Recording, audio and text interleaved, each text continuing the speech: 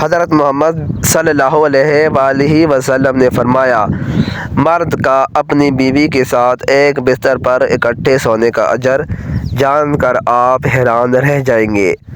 حضرت مالک بن انس بن مالک رضی اللہ تعالیٰ عنہ سے روایت ہے کہ نبی صلی اللہ علیہ وآلہ وسلم نے فرمایا، جن دو مسلمان میاں بیوی کے 3 بچے فوت ہو جائیں تو گناہ کی عمر کو نہ پہنچے ہوں تو اللہ تعالیٰ ان پر رحمت کر کے انہیں جنت میں داخل کر دے گا۔ حضرت سہیل بن سعد رضی اللہ تعالیٰ عنہ سے روایت ہے کہ حضرت عمیر رضی اللہ تعالیٰ عنہ حضرت عاصم رضی اللہ تعالیٰ عنہ کے پاس آئے اور کہا، مجھے رسول اللہ صلی اللہ علیہ وآلہ وسلم سے یہ بات پوچھ کر بتائیں کہ اگر کوئی شخص بیوی کے ساتھ کسی غیر مرد کو گناہ میں ملوث دیکھے اور غصے میں آ کر اسے قتل کر دے تو کیا اسے قصاص میں قتل کیا جائے گا؟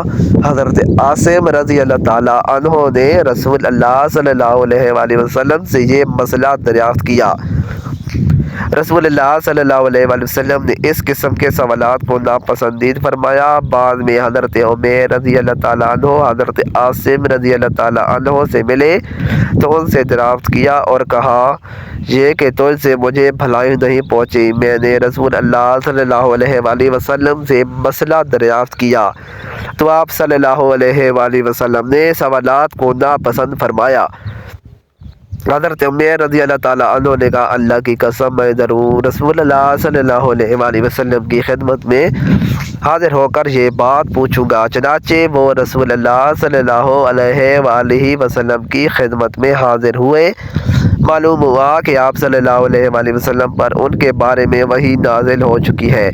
آپ نے ان دونوں میاں بیوی میں لعن کرا دیا۔ حضرت عمیر رضی اللہ تعالیٰ عنہ نے کہا، اللہ کے رسول صلی اللہ علیہ وآلہ وسلم، اگر اب میں اس عورت کو گھر لے جاؤں تو اس کا مطلب ہے کہ میں نے اس پر جھوٹا الزام لگایا ہے۔ چنانچہ انہوں نے رسول اللہ صلی اللہ علیہ وآلہ وسلم کے حکم دینے سے پہلے ہی اس عورت کو طلاق دے دی۔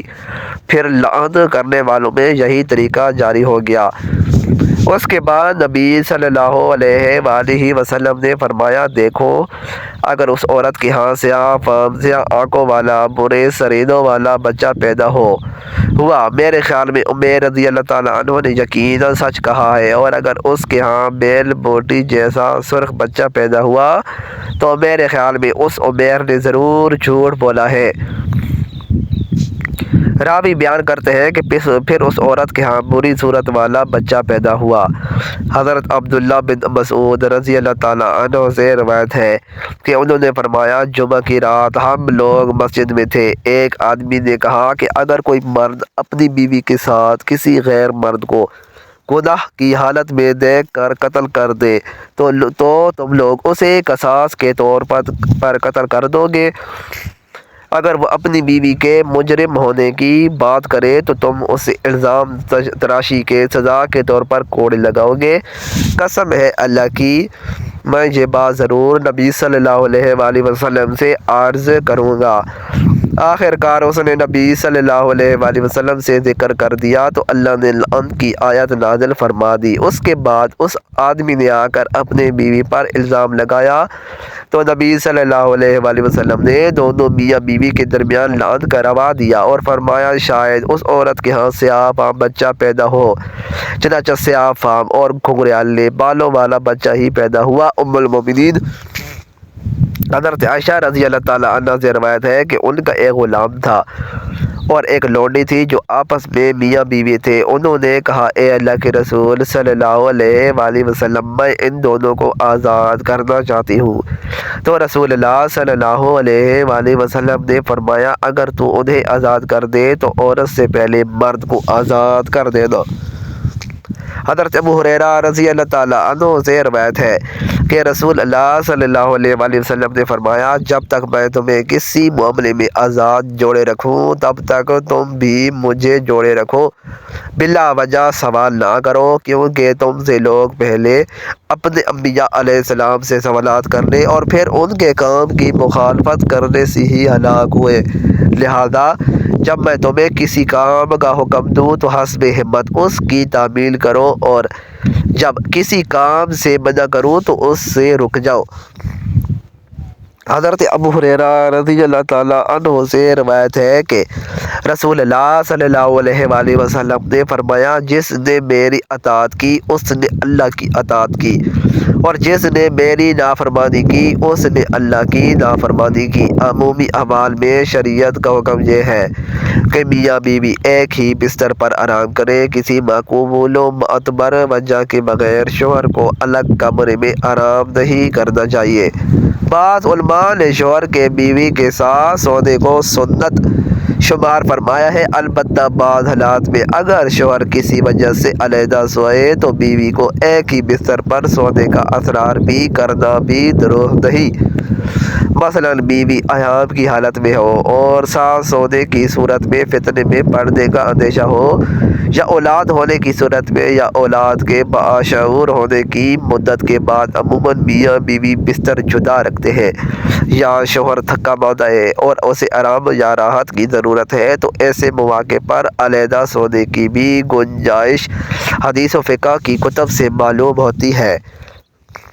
باقی ایام کی حالت میں اگر فتنے میں وقوع کا خطرہ نہ ہو تو میاں بیوی ساتھ سو سکتے ہیں، بلکہ یہود کی مخالفت کی وجہ سے ساتھ سونا چاہیے کہ وہ لوگ ان ایام میں عورت کو چھونا، اس کے ہاتھ کا پکا ہوا کھانا کھانا وغیرہ تک غلط سمجھتے تھے۔